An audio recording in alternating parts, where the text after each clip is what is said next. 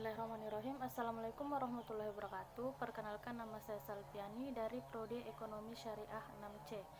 Di sini saya akan mereview jurnal analisis volume 16 nomor 1 diterbitkan pada bulan Juni 2016 yang berjudul Peran dan Aplikasi Wakaf dalam Mewujudkan Kesejahteraan Umat di Indonesia, yang ditulis oleh Bashalul Hazami.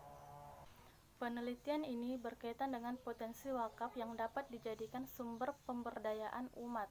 Wakaf tidak lagi identik dengan tanah yang diperuntukkan untuk lembaga pendidikan, makam, tempat ibadah, atau lainnya. Akan tetapi, wakaf juga dapat dijadikan sebagai sumber kekuatan untuk mewujudkan kesejahteraan umat dan menggerakkan sektor-sektor pemberdayaan ekonomi yang potensial. Adapun pembahasan pertama dalam jurnal ini ialah konsep wakaf. Kata wakaf berasal dari bahasa Arab waqafa, yang artinya menahan, berdiri, berhenti, atau diam di tempat. Kata yaqafa, yaqifu, waqfan sama artinya dengan habasa, yahbisu, dan tahbisan, yang artinya menahan. Dengan kata lain, wakaf adalah menyerahkan tanah kepada orang-orang miskin untuk ditahan, karena barang itu dipegang dan ditahan oleh orang lain, seperti menahan hewan ternak, tanah, dan segala sesuatu. Dalam istilah syara, secara umum wakaf adalah sejenis pemberian dengan pelaksanaannya dengan cara menahan kepemilikan, kemudian menjadikan manfaatnya berlaku untuk umum. Yang dimaksud kepemilikan ialah menahan barang yang diwakafkan agar tidak didagangkan, digadaikan, dihibahkan, maupun disewakan. Sedangkan cara pemanfaatannya ialah menggunakannya sesuai dengan apa yang dikehendaki oleh si pemberi wakaf tersebut. Adapun pembahasan yang kedua dalam jurnal ini ialah kedudukan wakaf dalam Islam. Dalam Islam, amalan wakaf memiliki kedudukan yang penting sama halnya dengan zakat dan sedekah. Wakaf mengharuskan seorang muslim untuk merelakan harta yang diberikan digunakan untuk kepentingan ibadah dan kebaikan. Harta wakaf yang sudah diberikan bukan lagi milik hak pribadi, melainkan menjadi hak milik umat. Yang selanjutnya ialah dalil tentang wakaf. Dalil Al-Quran tentang wakaf terdapat dalam surah Ali Imran ayat 92 yang artinya, kamu sekali-kali tidak sampai kepada kebajikan yang sempurna sebelum kamu menafkahkan sebagian harta yang kamu cintai, dan apa saja yang kamu nafkahkan, maka sesungguhnya Allah Maha mengetahuinya. Selain dalil dalam Al-Quran yang dijadikan rujukan untuk mengamalkan wakaf, terdapat pula hadis yang dijadikan dasar untuk mengamalkan wakaf, yaitu dari Abu Hurairah, sesungguhnya Rasulullah SAW bersabda, apabila manusia meninggal, maka terputuslah amalannya, kecuali 3 perkara, yaitu sedekah jariah, ilmu yang bermanfaat, dan anak saleh yang mendoakannya. Adapun pembahasan yang selanjutnya yaitu mengenai macam-macam wakaf. Wakaf dapat dibedakan menjadi beberapa klasifikasi, yaitu wakaf berdasarkan tujuannya, waktunya, dan penggunaannya. Baiklah, langsung saja. Wakaf berdasarkan tujuannya terdiri dari 3, yaitu wakaf sosial untuk kebaikan masyarakat atau khairi, yaitu apabila tujuan wakafnya untuk kepentingan umum. Yang kedua yaitu wakaf keluarga atau zurri, yaitu apabila tujuan wakaf untuk memberi manfaat kepada wakif, keluarganya, dan keturunannya. Yang ketiga yaitu wakaf gabungan atau mustarak, yaitu apabila tujuan wakafnya untuk umum dan keluarga dalam waktu yang bersamaan. Yang selanjutnya yaitu wakaf berdasarkan waktunya. Wakaf terbagi menjadi 2 macam, yaitu wakaf abadi dan wakaf sementara. Wakaf abadi yaitu di mana wakaf berbentuk barang atau bersifat abadi seperti tanah dan bangunan, atau barang bergerak ditentukan oleh wakif sebagai wakaf abadi. Sedangkan wakaf sementara yaitu apabila barang yang diwakafkan berupa barang yang mudah rusak ketika dipergunakan tanpa memberi syarat untuk mengganti bagian yang rusak. Yang selanjutnya yaitu Wakaf berdasarkan penggunaannya. Wakaf terbagi menjadi dua, yaitu wakaf langsung, yaitu wakaf yang pokok barangnya digunakan untuk mencapai tujuan seperti masjid atau musola, sekolah, untuk kegiatan belajar mengajar dan sebagainya. Yang kedua yaitu wakaf produktif, yaitu wakaf yang pokok barangnya digunakan untuk kegiatan produktif dan hasilnya diberikan sesuai tujuan wakaf. Menurut para ulama, rukun wakaf atau unsur wakaf ada 4. Yang pertama yaitu wakif adalah orang yang mewakafkan hartanya. Yang kedua yaitu mauquf bih, adalah barang atau harta yang diwakafkan. Yang ketiga yaitu mauquf alaih, yaitu pihak yang diberi wakaf atau peruntukan wakaf. Yang terakhir yaitu sikhat atau ikrar, yaitu pernyataan atau ikrar wakif sebagai kebenaran untuk mewakafkan sebagian harta bendanya. Pembahasan yang selanjutnya ialah aplikasi pengelolaan wakaf di Indonesia. Pengelolaan wakaf mulai diperhatikan oleh pemerintah dengan ditandai adanya peraturan perwakafan, yakni Peraturan Nomor 28 Tahun 1997 tentang perwakafan tanah milik. Akan tetapi, peraturan ini hanya mengatur wakaf pertanahan saja. Ini berarti tidak jauh beda dengan model wakaf pada periode awal yang identik dengan wakaf tanah, dan kegunaannya pun terbatas pada kegiatan sosial keagamaan seperti masjid, kuburan, madrasah, dan lain-lain. Selanjutnya, seiring dengan adanya peradilan agama yang dibentuk berdasarkan Undang-Undang Nomor 7 Tahun 1989 tentang peradilan agama, dibutuhkan suatu pedoman untuk menyelesaikan sengketa wakaf yang dirasa oleh hakim pengadilan agama masih kurang apabila hanya mendasarkan ketentuan peraturan perundang-undangan nomor 28 tahun 1997. Untuk itu, ditetapkanlah Instruksi Presiden nomor 1 tahun 1991 tentang komplikasi hukum Islam. Signifikansi perkembangan wakaf di Indonesia mulai mengalami dinamisasi pada tahun 2001. Beberapa praktisi ekonomi Islam mulai mengusung paradigma baru ke tengah masyarakat mengenai konsep baru pengelolaan wakaf tunai untuk peningkatan kesejahteraan umat. Kemudian, pada tahun 2002, Majelis Ulama Indonesia atau MUI menyambut konsep tersebut dengan mengeluarkan fatwa yang memperbolehkan wakaf uang. Pada masa reformasi, pengelolaan wakaf semakin berkembang dengan terbitnya undang-undang yang khusus mengatur wakaf.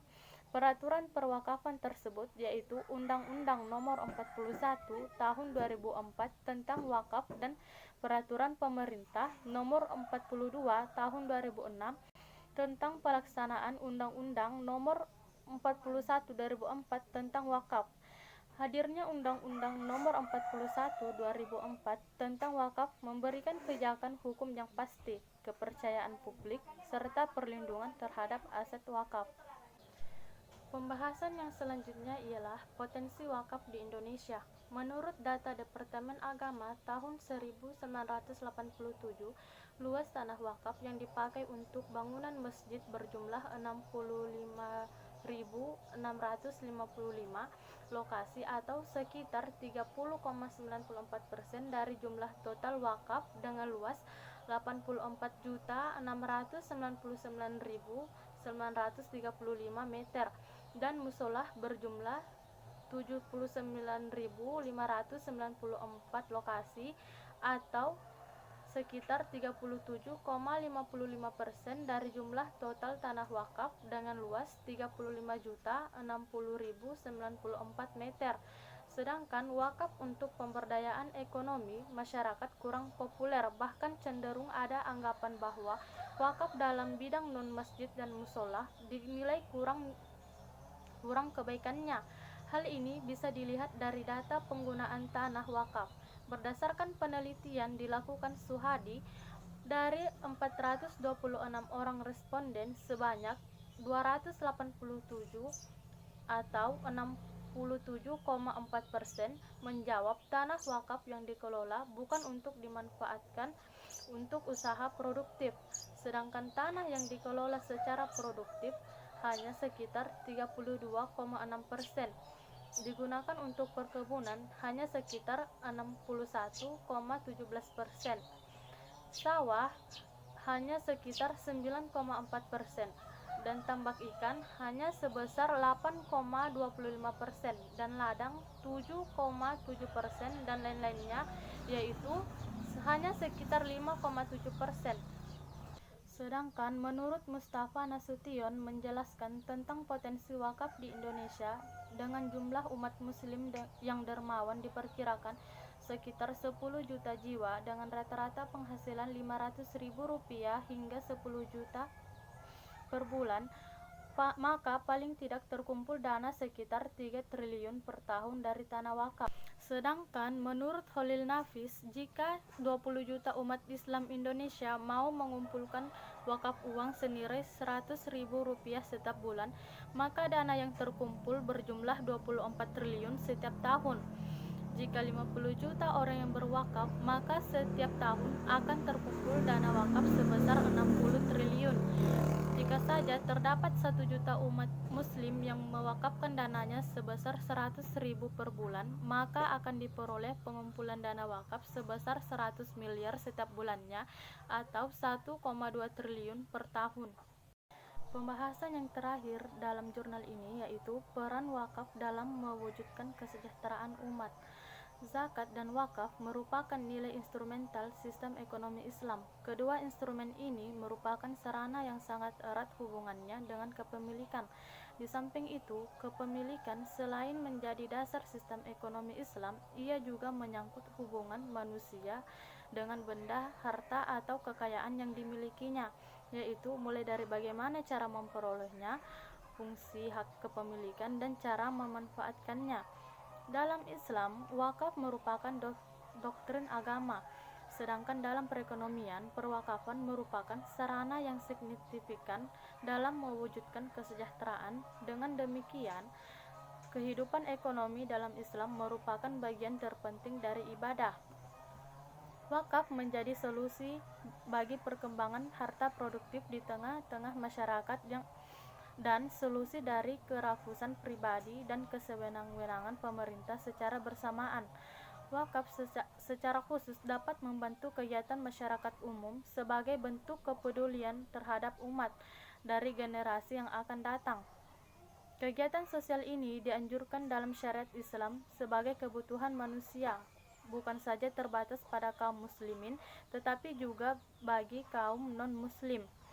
Pandangan Islam terhadap praktik wakaf sosial seperti ini telah lama berlangsung sepanjang sejarah Islam, bahkan bentuk dan tujuannya sangat berkembang pesat. Maka wajar saja kalau jumlah wakaf Islam banyak sekali dan menyebar di seluruh negara berpenduduk mayoritas muslim dan dapat memacu angka pertumbuhan ekonomi.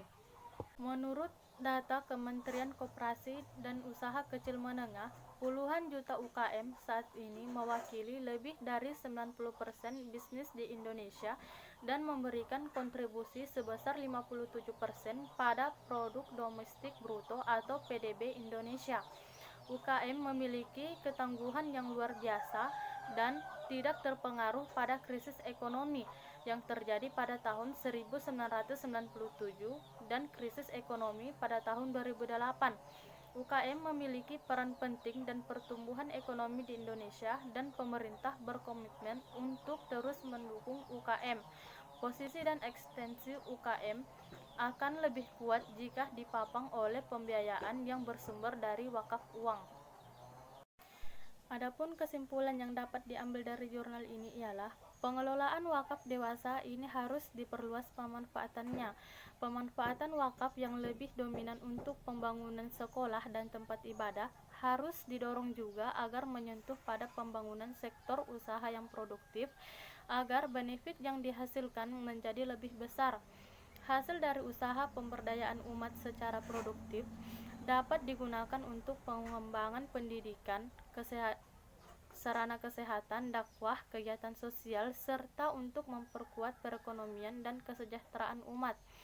Pengelolaan wakaf yang ditujukan untuk memperkuat perekonomian umat dapat dilakukan dengan memanfaatkan berbagai alternatif program dan pendanaannya bersumber dari wakaf. Untuk mencapai penggunaan wakaf memerlukan manajemen pengelolaan yang potensial sehingga perlu ditangani oleh sumber daya manusia yang handal. Untuk optimalisasi pengelolaan wakaf, posisi Nadir juga sangat signifikan karena terkait langsung dengan keberhasilan pengelolaan wakaf.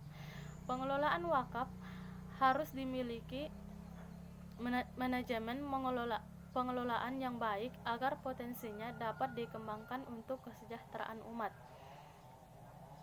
Baiklah, sekian penjelasan materi dari saya. Semoga bermanfaat. Wassalamualaikum warahmatullahi wabarakatuh.